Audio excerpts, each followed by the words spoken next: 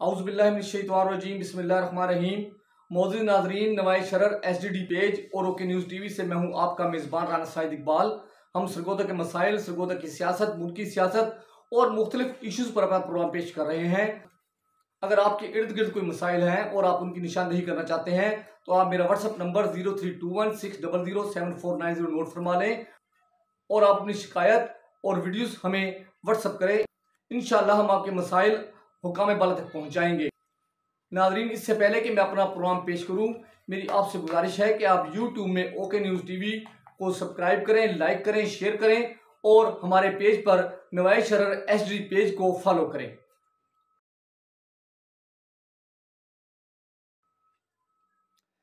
नाजरीन, जैसा कि आप जानते हैं कि चेयरमैन पाकिस्तान तहरीक इंसाफ इमरान खान कल सरगोदा तशरीफ लाए और उनकी जो सरगोदा आमद थी उससे पहले उनकी इस्लामाबाद अदालत में पेशी थी और हाई कोर्ट ने उन्हें तलब कर रखा था।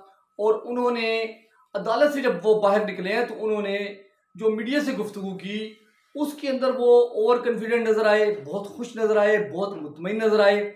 सहाफ़ियों ने हस्बे मामूल उन पर सख्त सवाल उछाले और उनसे सख्त सवाल करने की कोशिश की। और आम तौर पे रूटीन ये है कि इमरान खान साहब जब मीडिया के सामने आते हैं तो वो बहुत संजीदा हो जाते हैं और उनके मसल पोल हो जाते हैं और उनका चेहरा अमूमन गुस्से में देखा जाता है और वो ऐसी गुफ्तगू करते हैं जो बहुत ज़्यादा सख्त महसूस होती है।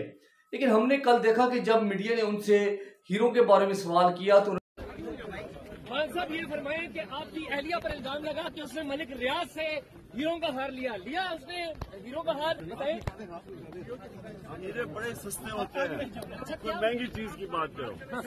मुस्कुरा के कहा कि हीरे तो बहुत जो है ना मामूली चीज है। आप कोई उन्होंने कहा कि हीरे तो मामूली चीज है, आप किसी कीमती चीज की बात करें।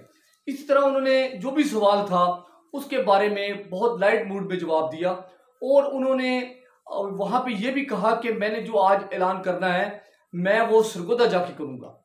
और वो जब सरगोदा आए वो यहाँ पे भी बहुत खुश और मुतमईन थे। तो आम तौर पे इस वक्त एक बहस चल रही है और हमने जो बात नोट की है कि इमरान खान साहब की इस खुशी और मुस्कुराहट के पीछे क्या राज छुपा हुआ है। वो ऐसी क्या बात थी कि वो अदालत से निकले और बड़े खुश और मुतमईन थे और हल्के फुल्के मूड में थे। तो हमें इतला ये है कि इमरान खान साहब जब कल अदालत में गए और कई दिनों से मामला चल रहे हैं, उन्हें कल या इन गुज़श्ता 48 घंटों में ऐसी खुशखबरी मिली है, ऐसी कोई जो है ना एक तुर्क का पत्ता मिला है या गिद्दड़ सिंगी जिसे कहा जाता है वो मिली है। वो अब इस पोजीशन में आ गए हैं कि वो चाहे तो इस हुकूमत को रखें, इसको ख़त्म कर दें, इसको तोड़वा दें, तोड़ने पे मजबूर कर दें, या जो भी सियासी हालात हैं। मकसद है कि गेम उनके हाथ में आ चुकी है और वो इस गेम को जब चाहे इस्तेमाल कर सकते हैं। और उन्हें ये गेम कब इस्तेमाल करनी है, कैसे इस्तेमाल करनी है, वो उनको और जो इस मुल्क के अंदर जो सियासी सिस्टम है उसको मालूम है कि वो कब इस्तेमाल होनी है। लेकिन मैं समझता हूँ कि अहम फैसले हो चुके हैं और इमरान खान साहब के पास वो कुव्वत आ चुकी है। चाहे वो सियासी कुव्वत के तौर पर, मसलन आपने एक बार नोट की है कि इमरान खान साहब पहले बहुत ज़्यादा अपने उन अरकान पर जो उन्हें छोड़ गए थे, उन्हें वो लोटा कहते थे, अब कुछ अर्सा से खामोश हैं। और आपने देखा कि ये जो कैंपेन हुई है टेलीथॉन, उसमें जहांगीर तरीन साहब ने अचानक आके फंड भी दिया है और बात भी की है। तो ये वो इशारे हैं कि शायद वो पूरा ग्रुप इमरान खान साहब के साथ वापस आ गया है, बल्कि शायद नहीं यकीनन आ गया है। उस ग्रुप को भी सबक मिला है। और उसके अलावा जो हुकूमत की इत्तेहादी जमातें हैं या हुकूमत के अंदर लोग हैं वो बहुत ज़्यादा कमज़ोर हैं और नून लीग के बहुत सारे लोग ये समझ रहे हैं कि आइंदा इलेक्शन उनका नहीं बनता। तो ये बात भी चल रही है अंदर खाना कि नून लीग के बहुत सारे अरकान असम्बली इमरान खान साहब से राब्ते में हैं और वो ये चाहते हैं कि इमरान खान उन्हें अकोमोडेट करें और आइंदा का टिकट दें। वो इमरान खान साहब की हमायत करेंगे। जहाँ पे उनके कैंडिडेट कमज़ोर होंगे या उन्हें ज़रूरत होगी उन हल्कों में वो नून लीग के जो या सिंध में पीपल्स पार्टी के लोगों को इस्तेमाल कर सकते हैं। तो एक तो ये बात है, इस बात का ये पहलू है उनकी खुशी के पीछे। मैं समझता हूँ ये वही बात है जो एक अहम बात है और एक राज था।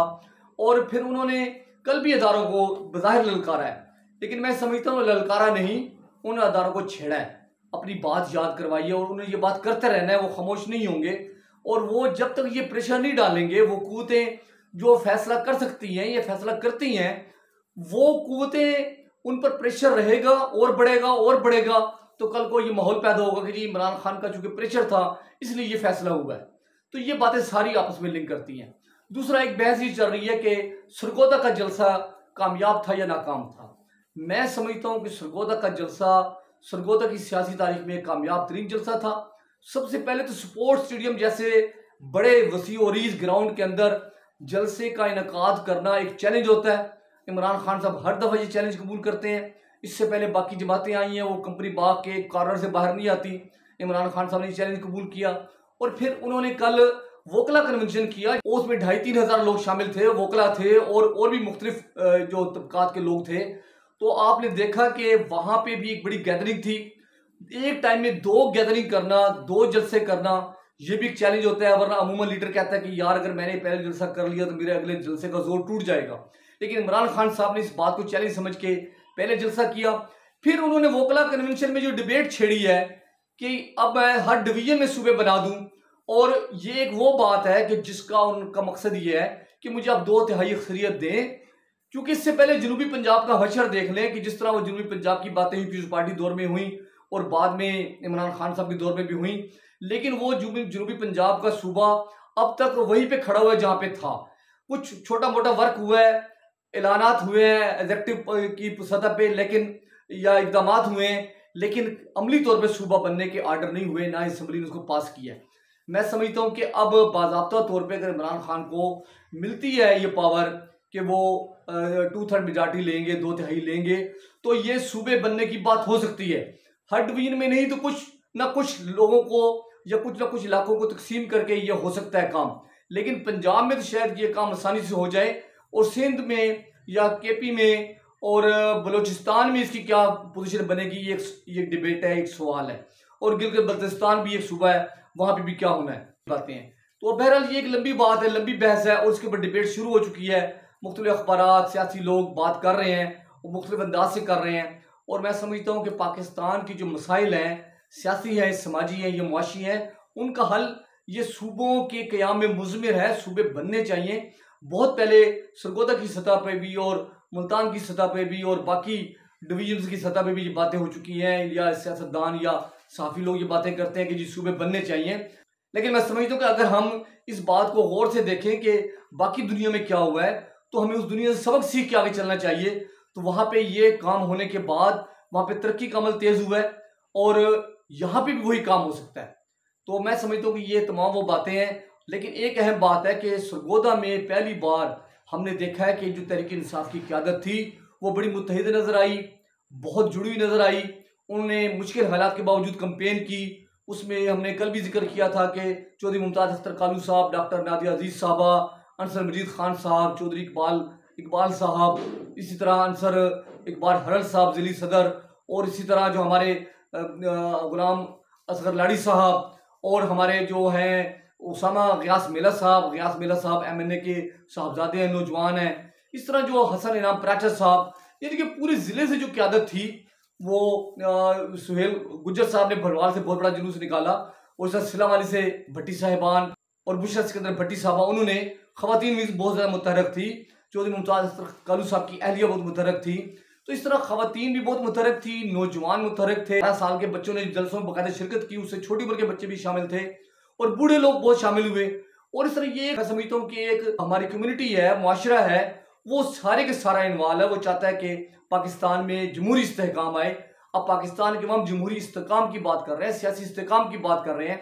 तो सरगोदा का जो जलसा था वो हर लिहाज से कामयाब था।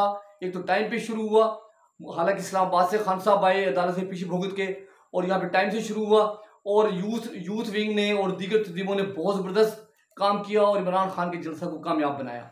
तो हम इसी जज्बे के साथ, इसी उम्मीद के साथ कि जिस तरह तहरीक इंसाफ अवाम को मोबिलाइज कर रही है, मोटिवेट कर रही है जमहूरियत के लिए, इलेक्शन के लिए, पीपल्स पार्टी, मुस्लिम लीग नून और जो जमात इस्लामी है या JUI है, या पाकिस्तान की दीगर सियासी जमातें दीगर सूबों में भी हैं, बहुत ज़्यादा मुतहरक हैं, वो सब की सब वो मुतहरक होंगी, और MK मुतहरक होगी, बाकी पार्टी मुतहरक होंगी, और वो चाहेंगी कि पाकिस्तान में जमहूरियत का सफ़र जारी रहे। और मैं समझता हूँ कि अब जो महंगाई का एक अफरियत सामने आया है, एक बहुत बड़ा जिन सामने आया है, उसका मुकाबला कोई एक सियासी पार्टी नहीं कर सकती। और इस वक्त पाकिस्तान को IMF ने जकड़ा हुआ है, हमारी मुआशी पॉलिसियाँ नाकिस रही हैं। पाकिस्तान वो बदकिस्मत मुल्क है, आज से 20-25 साल पहले कोई शख्स परफ्यूम या कोई ऐसा कपड़ा या ऐसा कोई जो जिसे बटवा कहते हैं यूज़ करता था तो लोग कहते थे जी कि ये इसने इम्पोर्टेड चीज़ यूज़ की है। ये इस मुल्क के अंदर सियाहत का बहुत नुकसान हुआ है सैलाब के अंदर, और सियाहत को मज़ीद फ़रोग़ देना चाहिए। वहाँ पे बड़ा मजबूत इंफ्रास्ट्रक्चर बनना चाहिए, मजबूत वहाँ पे जो है ना काम होना चाहिए, जिससे पुल, सड़कें और होटल्स जिस तरह बड़े बड़े गिरे हैं, मैं समझता हूँ इसको बेहतर होना चाहिए। और पाकिस्तान मैं समझता हूँ 30-35 साल नहीं बल्कि 70 साल पीछे चला गया है। जहाँ थे वहीं पे खड़े हुए हैं कि इस वक्त जनूबी पंजाब जो पहले ही मसाइल का शिकार था, वहाँ पे बहुत ज़्यादा गुर्बत और जहालत और तालीम की कमी थी और वसाइल की कमी थी। अब भी वो लोग कच्चे घरों में रहने पे मजबूर है, सारी दुनिया ने देख लिया है, तो उसको बेहतर करने की ज़रूरत है। और मैं आपको एक खबर दूं कि हमारे नुमाइंदा ने हमें खबर दी है कि 33 फाटक भलवार रोड से कोट मोमिन तक जो सड़क है वो बिल्कुल टूटी फूटी है, खंडरात का मंजर पेश कर रही है, उसमें गड्ढे पड़े हुए हैं, ट्रैफिक के चलने में बड़ी परेशानी है। और इसी तरह वहाँ पे ट्रैफिक हादसा भी रूनुमा होते हैं। उस सड़क की फौरी तामीर का लोगों ने मुतालबा किया, वहाँ के लोगों ने। और हमारे हाजी अतर साहब और अतरी साहब अकबर ज्वेलर्स वाले हैं सराफा बाजार से, उन्होंने मुतालबा किया है, वो समाजी शख्सियत है कि इस सड़क को फौरी तामीर किया जाए। और उसके अलावा उन्होंने साथ ये भी निशानदेही की है कि नूरी गेट से जो बकर मंडी रोड है वो बिल्कुल टूट फूट के शिकार है। इर्द गिर्द सड़कें कुछ बनी हैं लेकिन इस सड़क को अंदाज किया गया, यहाँ पे बहुत ज़्यादा हैवी ट्रैफिक है और आबादी का भी दबाव है, इसलिए इस सड़क की तामीर भी फौरी ज़रूरी है। नाज़रीन, इंशाल्लाह हम आइंदा प्रोग्राम के साथ फिर आपसे मुलाकात करेंगे। अल्लाह हाफिज़।